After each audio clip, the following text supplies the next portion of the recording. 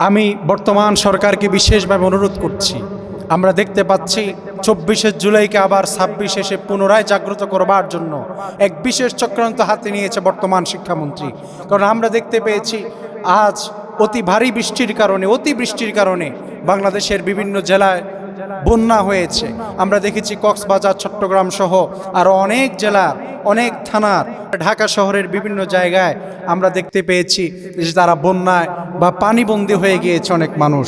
এই পানির সাথে যুদ্ধ করবে, এরপরে বিদ্যুৎ নেই, লোডশেডিং, একটু বৃষ্টি আসলেই বিদ্যুৎ বন্ধ হয়ে যায়, বিদ্যুৎ সংযোগ বন্ধ হয়ে যায়। এমন পরিস্থিতিতে বাচ্চারা আর পড়ালেখা, পরীক্ষার প্রস্তুতি কীভাবেই বা নিবে? আমরা দেখতে পারি যখন পরীক্ষা আসে স্বাভাবিক পর্যায়ে তারা আগের দিন রাত্রে বাচ্চাদের একটা বিশাল প্রস্তুতি থাকে। সেক্ষেত্রে এবছর বাচ্চাদের এই বন্যার কারণে, অতিবৃষ্টির কারণে, লোডশেডিংয়ের কারণে বাচ্চাদের পড়ালেখার স্বাভাবিক পর্যায়ে ব্যাঘাত ঘটবে, এটাই স্বাভাবিক। এমন পরিস্থিতিতেও একজন শিক্ষামন্ত্রী, তিনি দায়িত্বশীল জায়গায়, তার উচিত ছিল আপাতত পরীক্ষাগুলোকে স্থগিত রাখা। আমরা দেখতে পাচ্ছি, আমি আশ্চর্যান্বিত হয়েছি, আজকে আমি যমুনা টেলিভিশনে দেখেছি যে বাচ্চারা ক্লাসরুমে বসে ছাতা নিয়ে বসে বসে পরীক্ষা দিচ্ছে। আশ্চর্যান্বিত হয়ে যাবেন। নৌকা দিয়ে, এরপরে বেলা দিয়ে, আমি দেখেছি বাঁশ দিয়ে তারা বেলা তৈরি করে সেটা দিয়ে তারা পরীক্ষার হলে যাচ্ছে পরীক্ষা দেওয়ার জন্য। এবং এমনও দেখা যাচ্ছে যে পরীক্ষার হলে তারা পরীক্ষা দিচ্ছে, সেখানে ক্লাসরুমের মধ্যে পর্যন্ত পানি, মাছ একসাথে ঘোরাফেরা করছে। এরপর আমরা আরও দেখে আশ্চর্যান্বিত হচ্ছি যে যেই পরীক্ষা প্রশ্ন তাদেরকে দেওয়া হয়েছে, সেই পরীক্ষার প্রশ্নতে পর্যন্ত ভুল পাওয়া গেছে। আশ্চর্যান্বিত হয়ে যাবেন। আমরা মনে হচ্ছে এমন একটা রাষ্ট্রে বসবাস করছি, এমন একটা দেশে বসবাস করছি, আর এমন একজন শিক্ষামন্ত্রী পেয়েছি।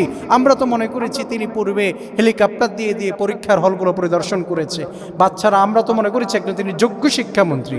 এখন এমন অবস্থা যে এমন বেহাল দশা হয়েছে, আমি বর্তমান সরকারকে বিশেষভাবে অনুরোধ করব, এই বর্তমান শিক্ষামন্ত্রী তিনি তার শিক্ষা খাতের বাচ্চাদের প্রতি, শিশুদের প্রতি, আমার প্রিয় শিক্ষার্থীদের প্রতি তার যে অবিচার, তার যে দৃষ্টি আমরা দেখতে পেরেছি, সেটি কখনো সমীচীন নয়, সেটি সুন্দরও নয়। আমি জানতে চাই বর্তমান শিক্ষামন্ত্রীর বাচ্চাগুলো, মেয়েগুলো কোন স্কুলে পড়ালেখা করছে? তিনি কি, তার বাচ্চারা যদি এভাবে দেশের পরীক্ষার্থী থাকতো, শিক্ষার্থী থাকতো, তিনি কি পারতেন এরা সহ্য করতে? মায়েরা, বাবারা পর্যন্ত এই বুক সমপরিমাণ পানিতে পাড়ি দিয়ে তারা পরীক্ষার হলে যাচ্ছে।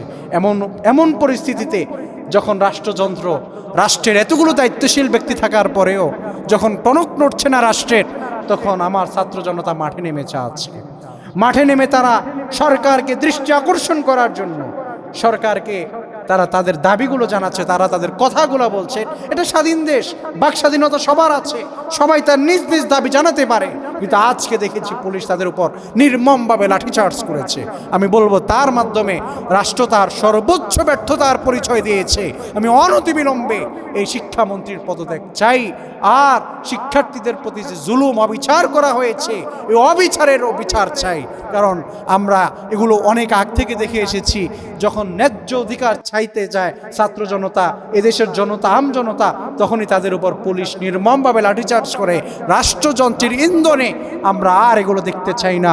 আমরা আমাদের দাবি, আমরা আমাদের কোনো কিছু বলার আগে যদি রাষ্ট্র বুঝতে ব্যর্থ হয়, এরকম রাষ্ট্র, এরকম সরকার আমাদের জন্য বড় দুর্ভাগ্য, এবং এটা আমাদের জন্য বুক ফুলে বা আমরা এটাকে গর্বের সাথে বলতে না পারা, এটা আমাদের জন্য সবচেয়ে বড় ব্যর্থতা।